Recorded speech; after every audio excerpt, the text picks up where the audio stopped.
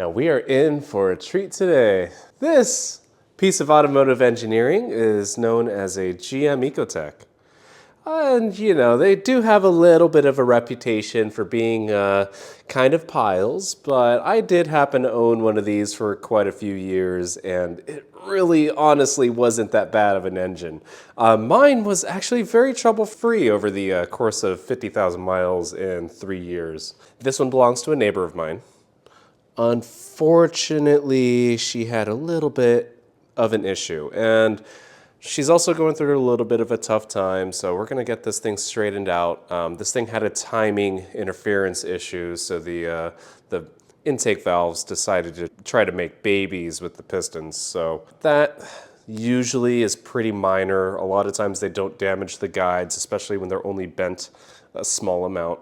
But the first thing I need to do is get this thing resurfaced. One of the biggest issues that shops have with these is that this timing cover area is so wide, a lot of times it's wider than their fly cutter. And that actually is the case for me. I can't actually cut this whole timing cover area in one pass. So usually what I'll do is I'll move the cutter as far over as I can to one side, and then I'll cut the majority of the head over, and then I'll just traverse the Y-axis by hand and then cut the last little inch. And that's worked very well in the past. What I decided to do was I adjusted the tilt on the head of my machine, so I've only got the one side of my fly cutter raised up 1/1000th of an inch compared to the other. So that should cut pretty flat and allow me to cut that little section without any issues. Now, I happen to think I'm a bit of a clever fox for this, because another thing that you can run into, especially if you aren't bolting these directly to the table like I am, I've got this thing spaced up with gauge blocks. One thing you can do is if you clamp down on the front timing cover too hard, you'll actually pull it down with your toe clamps, and then you'll surface it, think everything's cool, then when you release the clamps, the casting will release, and then it'll actually end up being higher than the rest of the cylinder head. So one of the things that I did to prevent that was I took this little stud and I put put a nut in there upside down. I'm just using this toe clamp as a bit of a spacer or a shim. Then I've got these clamps here snug down as hard as I can with my fingers. Then I'll go ahead and put positive pressure onto the timing cover, just like that. Clamp these down, put a little bit of pressure on this nut, so that'll help support this and keep it from dropping down. And I'm not even going to tighten these up that much. So there's, honestly, if I pulled hard enough on the cylinder head, I could probably pull it out of the machine while it's running. It doesn't take much. This big fly cutter doesn't put a whole lot of load into the part. I'll be able to cut this without the part flying out of the machine. It's going to work just fine. You know, these are actually pretty cool engines. They did make waves in the sport compact world. These were available in some really nice SS versions in the Chevrolets that they came in. There was a 2.4 liter naturally aspirated version. That was the Cobalt SS 4-door, but there were also some really cool supercharged and turbocharged motors that were, you know, out of the box. I think they were like 270 horsepower or so, and very, very easy to turn up, make good power out of. There's a huge cult following that still continues to this day for the cars that use this engine and platform. I think the earliest versions of them came in Chevy Cavaliers and some Saturns. And I get it. Cavalier doesn't exactly scream quality, but by the time it ended up in the Chevy Cobalts, you know, this was kind of the hot ticket in the early 2000s. Cool pieces. By the time the mid-2010s came around, GM was using derivatives of this engine in pretty much everything. Like this is a 2014 Chevy Captiva. Not a good car by any means, but if you're a school teacher that's just needs to get to school and back, you know, you probably don't really care what you're driving. You just want a car that starts up every time and works. And that's what these things were really good at. In the machine shop, these were kind of despised because every time these would come in, they'd always be clapped out, overheated. Nobody changed the oil, but in reality, that's probably one of the merits of this engine was it really held up to the abuse. They really held up to neglect. This is very, very Toyota and Honda-like in the way that it's resilient and holds up to, the typical car ownership experience. I didn't want to put the cheapest parts in them, so the most affordable quality parts that I could find were these Melling intake valves. It looks like the exhaust valves were unbent. I'll probably be able to just clean those up, put a grind on them, and put them back in. Now, while I have this apart, I'll be putting new valve stem seals in here. We'll be able to get the neighbor lady back on the road for under $100. It's not a bad deal at all. These things do come apart very easily, and they can hold up to a lot of neglect and be pretty worn out and still run just fine. So until she gets in a better situation, here we are. Funny enough, these valves were only like $4 a piece, but there were actually valves that I found for about $2 a piece from Engine Tech, which I'm sure were very good quality pieces, probably the same valve, but I couldn't bring myself to order those valves. So here we are, we're gonna put the Mellings in. Now, over the years, GM has really done a good job of improving on this platform. I seem to be under the impression that this was an old Saab design. They did put them in the economy cars across the 20-year span of this engine, and they still make it to this day, but it does get used in more sporty vehicles like what we used to own. We had a base model Cadillac ATS, and I really loved the performance that car delivered. And it was not a bad engine. It didn't make the best noises in the world, but it had a lot of torque and it ran good and it was smooth. And despite what the internet says, it did not explode engines just for fun. Now let's move over to the mill. I'll show you some of the things that I observed. I did notice that the timing cover wasn't even flat to begin with. So for all I know, GM fell victim to the exact thing that I was talking about, where they clamped down on the timing cover just a touch too hard and distorted it. So let me show you. I'll be able to put this straight edge across the deck. Now what's happening here is there's a height difference from here to here, and I'm actually able to rock this straight edge across this edge, so I can push down. I don't know how well the mic's going to pick that up, but I'm rocking that straight edge across the deck, so that's definitely going to show when I go to surface this cylinder head. Now let me put the light right behind here, and I'll show you how much I'm actually able to raise this. Honestly, it's probably about 1/1000th, 2/1000ths from here to here. This timing cover wasn't leaking, so that kind of tells you how much you can get away with. So whatever we're doing here is going to be a great improvement over how this thing was machined from the factory.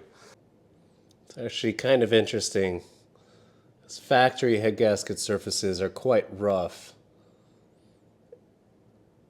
and you can even see daylight all the way across the whole head, and that's actually got something to do with the waviness in the deck surface itself. Now, it doesn't take much to seal a head gasket. If you're doing a half decent job, you'll be okay. If the factory gets away with this, imagine what other people are getting away with. As long as it's not being belt sanded and it's relatively smooth and flat, I think you'll do okay. Let's give it a little bit of dye. Let's try not to spray that in my own face.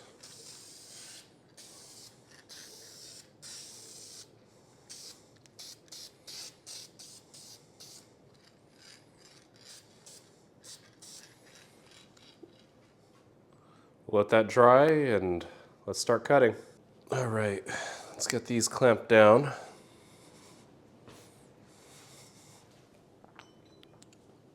There's no need to go monster tight here.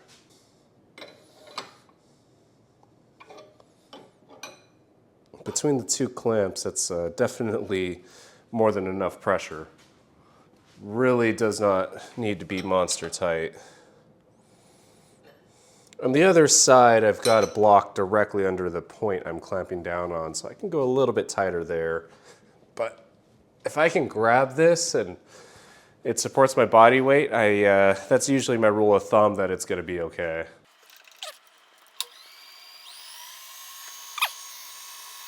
Now, if you thought that owning a car trailer will make you a bunch of friends, wait till you try out a home machine shop. I'm just going to move the cylinder head over here so I can eyeball the swing of the cutter. I want to just barely miss the edge of this timing cover. I moved the head further down the table. This is a little bit on the longer side. It's well within what I'm able to cut on this mill with only a 42-inch table, so it'll be okay. I just don't like running this table too far off to one side.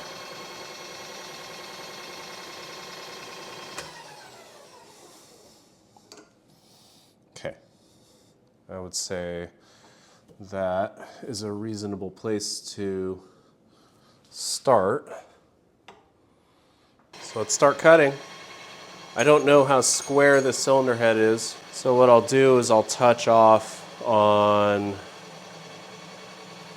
probably the last cylinder, like right in the middle of the last cylinder, and we'll see what that looks like. It shouldn't be too bad. By experience, these things are pretty square. Okay, contact.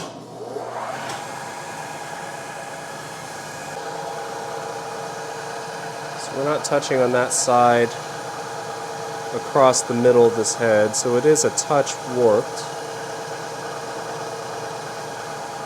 But overall, not too bad. You can see we are cutting. You can see we are cutting over here, so we're not that far out of square. Now I'm going to slow down here. We're going to call this cut 1,000. Let's see if it cuts all the way across on this end. Yep, it does. So it is a little bit warped. Nice. And we're missing the entire timing cover. We indeed are. Cool. Let's go back the other direction.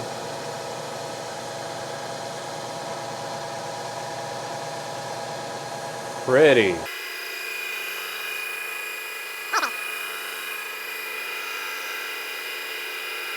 Wow, this whole area is low.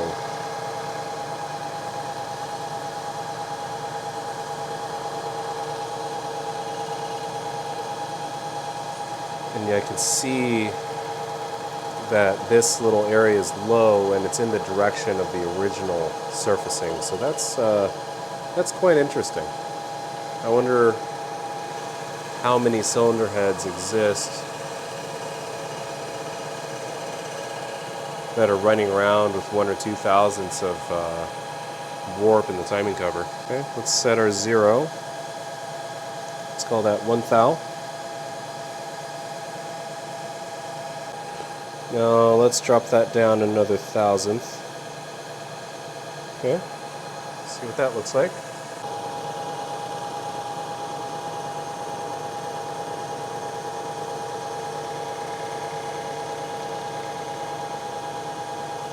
Looks like that's going to be enough to clean up most of the deck. We're starting to fall away just a little bit.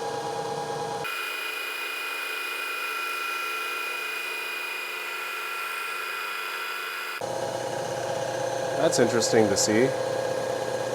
I doubt that was something that happened in the factory. I wonder if someone had this head off before and just didn't surface it. Somebody got a little dyslexic and didn't get the dowel in its hole on the first try. You can see the impression of the dowel pin. What a mess. I love it. Mechanics, you guys really are a hoot.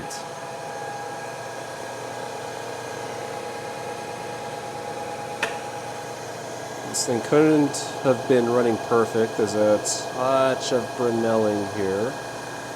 I'm really liking it. Really shows that this was somebody's daily driver. You know, start it up, change oil sometimes, don't let it warm up, go to work. That's about as hard as it gets on an engine. Woo-wee. And we are still missing the front timing cover. The cylinder head's basically flat at this point. Interesting.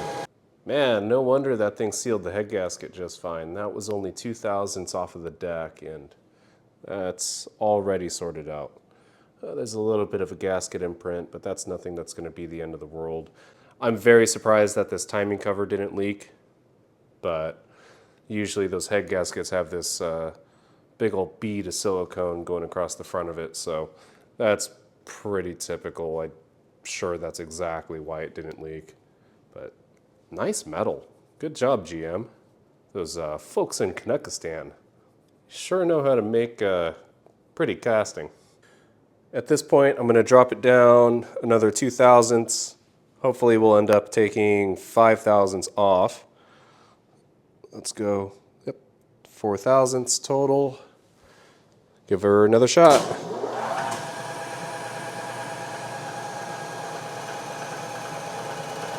Interesting, the very back of that casting doesn't cut very nice, but the rest of it looks immaculate. What's that all about?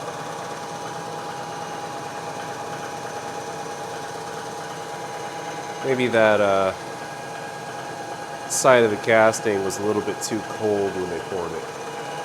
Now, if I do clean up this timing cover, what I'll do before I do the final pass is I'll go ahead and traverse over here and cut off the excess. That way, when I do my final pass, that's the only bit that I have to cut off.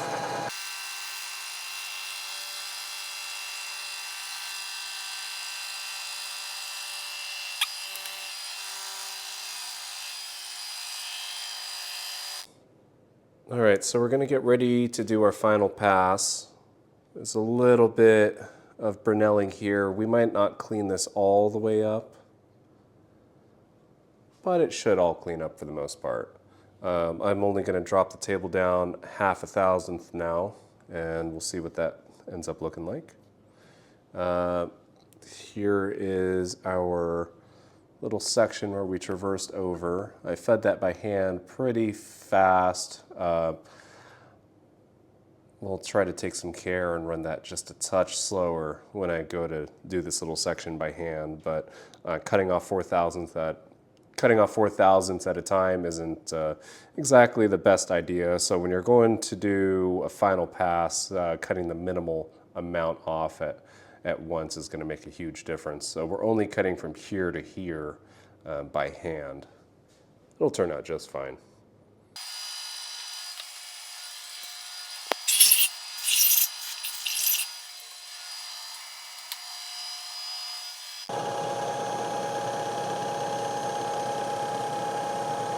Touch of WD-40 because I like a little bit of wetness on that final pass. I figured that will help make the surface look a little bit nicer. I typically don't cut in this direction. I like to go from right to left for my final pass, but since I have to do this timing cover, we're gonna feed into the cutter. But all that means for you is you got these sweet, sweet shots. Lemire is very pleased.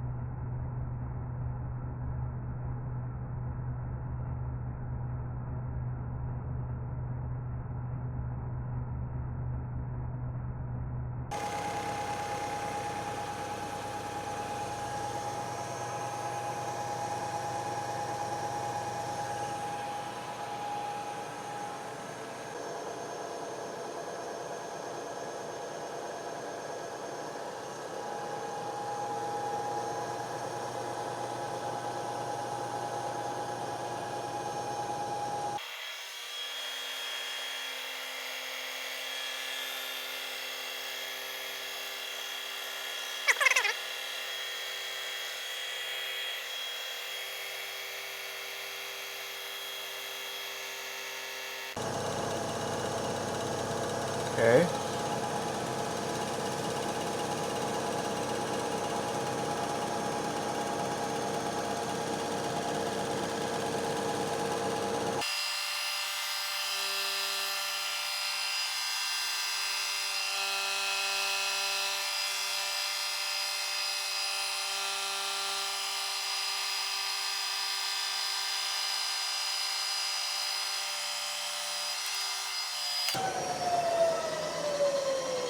All right, see how that turned out. Looks pretty good. Now, I got a little dyslexic with my hands, but I'm actually pretty happy with how this turned out. That looks great. Wow. Nice. So there's that finish pass.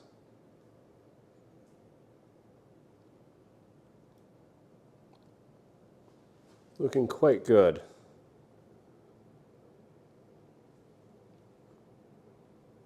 Very smooth. Much smoother and flatter than factory, for sure. So this is the area where I started to traverse over on the y-axis to cut the rest of the timing cover. And you can see that little point where I stopped or slowed down the table and started moving over. Once I got across, I did actually move the table direction the other way so I could do one more quick pass and just smooth this out a little bit. And actually that little step over area here actually looks pretty good. I don't even feel that it's raised at all. So I'm very happy with how that turned out. Now that's going to be a heck of a lot flatter than factory. Nice. Sometimes I know what I'm doing. Sometimes I don't.